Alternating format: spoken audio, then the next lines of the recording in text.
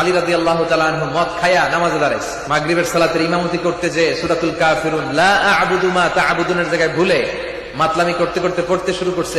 আজকে ভাড়াটিয়া টাট্টুলি এসছে, শুনছেন? লাস্টে ইন্ডিয়ার কাউকে পাইনি, অন্য অন্য জায়গা থেকে সব ধরে আনছে। কথা বুঝাচ্ছে না? আবার ধরতে গেছে এমন এমন জনকে তারা আগে থেকেই পুরো বিশ্বব্যাপী কাফের ফতোয়া পেয়ে আছে। কে রসুলের পরিবার নিয়ে নোংরা কথা বলেছে, কে নবী পাকের চেহারা নিয়ে নোংরা কথা বলেছে, কেউ হযরতে মাওলা আলী নাকি মদ খেয়ে নামাজ পড়েছে। এই কথা বলো যুবকরা, সুবহানাল্লাহ বলবে না নাউজুবিল্লাহ? এই জোরে বলো। আমি এই জন্য বলি এরা পেনসার দাড়ি চাচা, এদেরকে কেউ জাহান্নামী বলতে পারবে না। হতে পারে এরা কালকে দাড়িওয়ালা টুপিওয়ালা হয়ে হাজি গাজী নামাজি হয়ে আল্লাহর ওলি হয়ে যেতে পারে। জোরে বলুন সুবহানাল্লাহ।